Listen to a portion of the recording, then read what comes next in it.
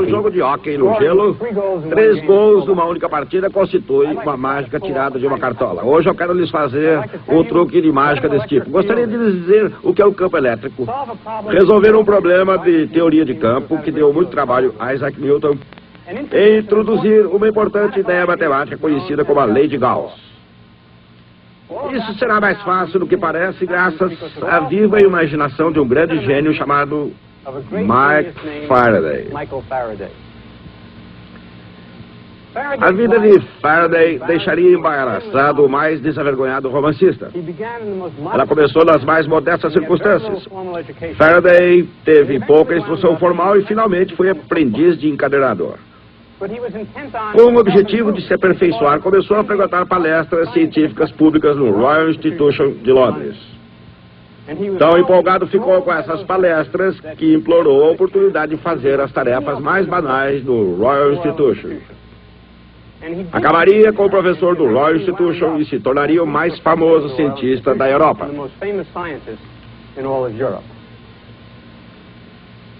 Durante toda a sua carreira, Faraday teve uma compreensão tão deficiente da matemática que era incapaz de ler os trabalhos científicos dos próprios concorrentes.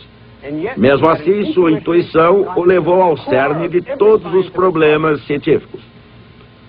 E é exatamente uma das maiores ideias que fluíram dessa intuição que desejamos discutir. Trata-se da ideia das linhas de campo elétrico constante, irradiando para todo o espaço.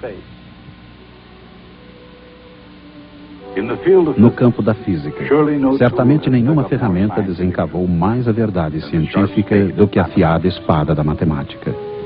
Mesmo assim, ao descobrir a teoria de campo, base de grande parte da física moderna, a matemática foi uma ferramenta com a qual Michael Faraday não precisou trabalhar.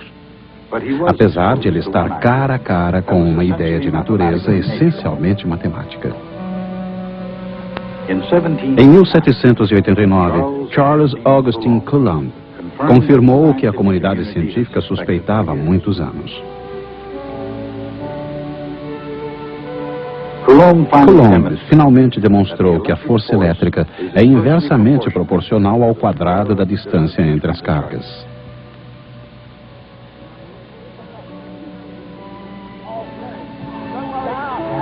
Tão elegante quanto a experiência de Coulomb era o seu conceito. A ideia da relação do inverso do quadrado já constituía uma noção científica importante há algum tempo. Um século antes, na verdade, a teoria de Isaac Newton afirmava que a queda de uma maçã e a órbita da Lua eram ambas consequências das mesmas leis básicas. Uma dessas leis, a lei da gravitação universal, afirma que duas massas se atraem mutuamente com uma força inversamente proporcional ao quadrado da distância entre elas. Mas a aplicação dessa lei era difícil, mesmo para o próprio Isaac Newton. Para provar que estava certo, era preciso demonstrar que quando um objeto é atraído para a Terra, ele age como se toda a massa da Terra estivesse concentrada no seu centro.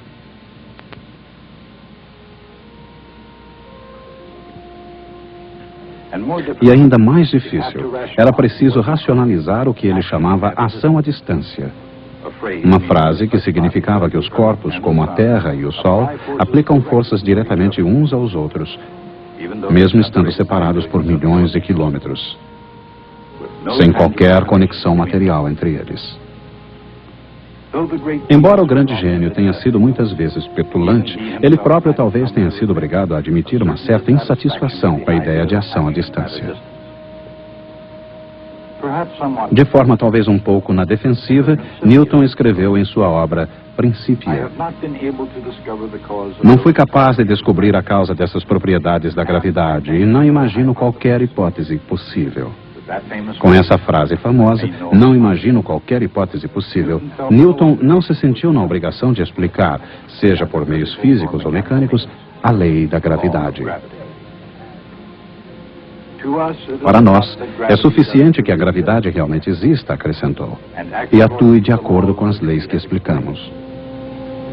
Naturalmente, isso não era o suficiente.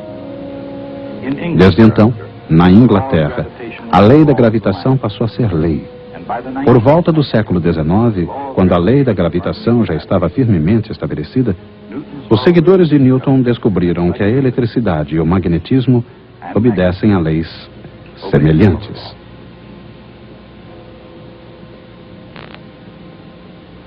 Em todos esses fenômenos, a força diminui com o quadrado da distância. A semelhança é notável. A questão é, por quê? Talvez porque a lei do inverso do quadrado esteja relacionada a uma propriedade geométrica básica do espaço tridimensional. E talvez porque essas forças não sejam as únicas coisas que diminuem com o quadrado da distância.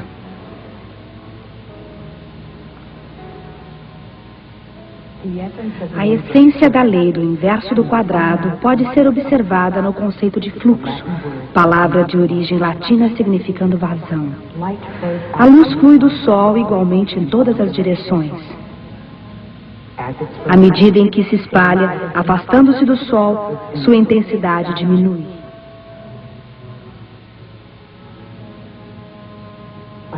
Mas imaginemos uma esfera envolvendo o Sol. Toda a luz passaria através da esfera, independentemente de sua distância ao Sol. E a área de uma esfera aumenta de acordo com o quadrado do seu raio. Assim, a quantidade de energia luminosa por área unitária diminui com o quadrado da distância.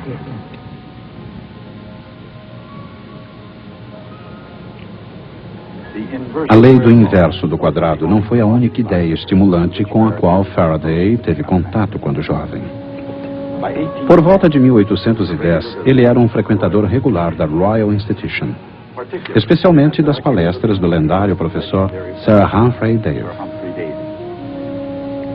Químico e filósofo natural, um intelectual que foi sagrado cavalheiro, agraciado com o título de baronete e presidente da Royal Society, Davy era a própria elite da ciência britânica. Com sua própria pesquisa como tema, Davy discorreu como autoridade mundial sobre todos os elementos, do sódio ao potássio, do cloro ao iodo. Davy tornou-se a personificação da ciência para Faraday, tornando-se seu mentor e exercendo